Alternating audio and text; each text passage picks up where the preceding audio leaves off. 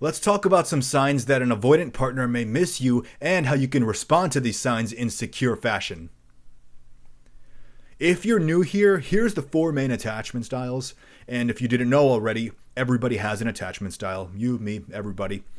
Now, the dismissive avoidant is characterized by their hyper independence. So they fear getting too close in relationships. They really struggle with vulnerability. They kind of see things like vulnerability, expressing your emotions. They see these as a sign of weakness. So this means that they really lack healthy communication skills in their relationships as far as expressing emotions, expressing their needs. And when things get too emotionally intense in their relationships, they usually just pull away or stonewall, or they might just leave that relationship altogether without really saying much. And this happens because their fears and their insecurities are being triggered, and they just need time and space on their own to process their emotions.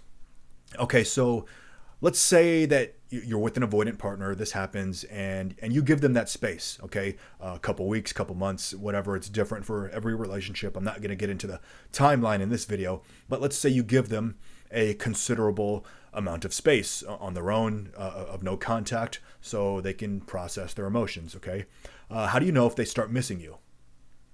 Well, avoidance, often enough, not always, okay, not always, but often enough, they kind of have this boomerang effect where once they've taken that time and space for themselves to process their emotions, and their fears and their insecurities have settled, then they're left over with their feelings, okay, and they start to miss that connection that they once had.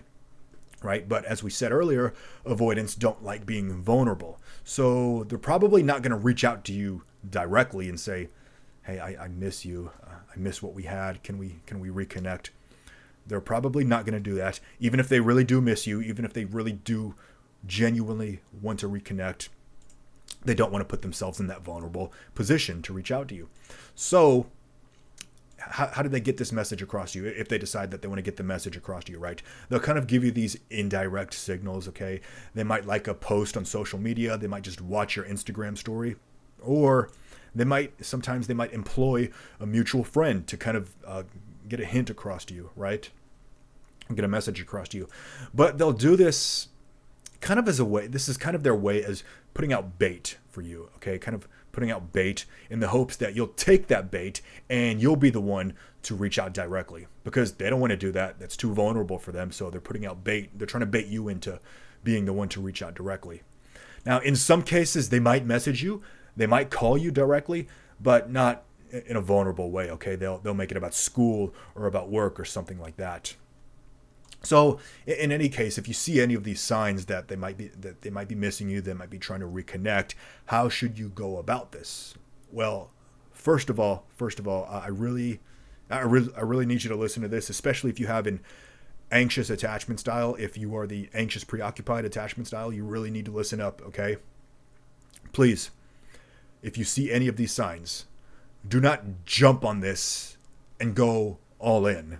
Okay, don't do that. Okay, if you get any of these signs, maybe say they just watched your Instagram story, right? Don't take this as, oh, they miss me. They're ready to get right back into a relationship. I'm going to reach out to them all in and things are going to be great. No. Don't do that. Don't even think that way.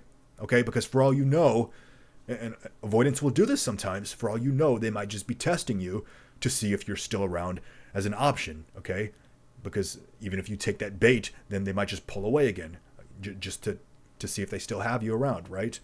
So no, don't go. If you see these signs, don't go all in, okay? Now, I'm not saying don't reach out to them, okay?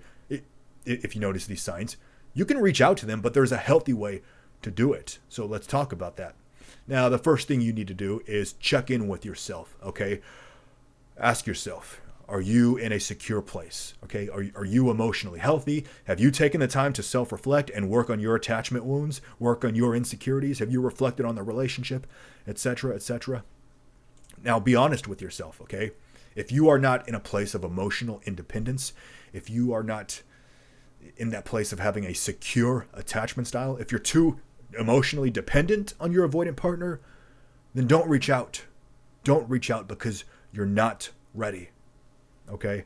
So my advice is if you see any of these signs that an avoidant may be trying to reconnect with you, then you make sure that you have taken the time to work on yourself. Okay.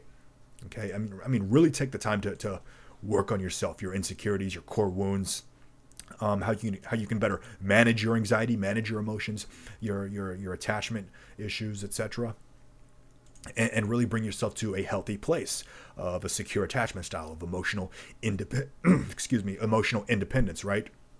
Then after you've done that work, if you're feeling like you're in a healthy state, okay, you've really taken the time to do the work on yourself, you have good emotional independence, okay, then you can reach out to them, okay, if you decide that there's still something there in the relationship that's worth visiting. But again, don't jump all in, right? Don't jump all in thinking you're just going to jump right back into a relationship full on. No, okay, don't do that. Take it one step at a time, okay?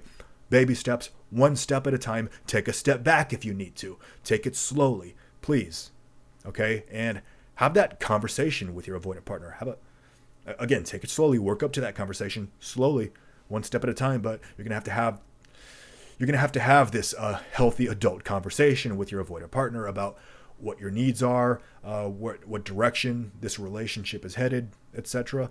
And if they are not willing to do that, okay, if they continue to pull away, then you really need to decide how much you're willing to put up with, okay? Because a person with a strong, rigid, secure attachment style will put up their boundaries and they'll set a timeline. And if that timeline expires and the avoidant has made no effort, okay, to work on themselves, to show up for the relationship, no progress has been made, then the secure person is they're going to walk away from that relationship and they're going to try another relationship where their needs are being met, where their partner is putting in effort and showing up.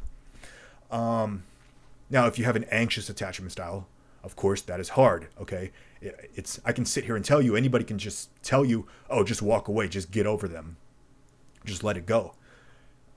I know it's not that easy if you have an emotional attachment to them. That is why I stress before you reach out to them, before you try to reconnect with them, make sure you have done the work on yourself. You have really taken the time to work on your attachment wounds, okay? And self-reflected, worked on your triggers, on your anxiety, and worked your way up to a secure attachment style. So that if that time comes and the avoidant partner is not willing to show up, then you'll be able to walk away from that relationship. Okay, I'm not saying it's going to be easy, even for someone with a rigid, secure attachment style. It's not going to be, it's not easy for them, okay? But they know what their needs are in a relationship, and they're not going to settle for less. They're not going to stick around in a relationship where their needs aren't being met, where their emotional needs are not being fulfilled. So I hope I brought some good into your life today. If so, please like and subscribe, and please share your stories and your thoughts in the comments section. Have you ever seen any of these signs in your relationships? Did an avoidant partner ever show you any of these signs that they might miss you? What other signs have you seen? Please share your stories in the comments section. Let's get the discussion going. And if you think this video might help somebody, please share it with them. And until next time, you take care. I'll see you in the next.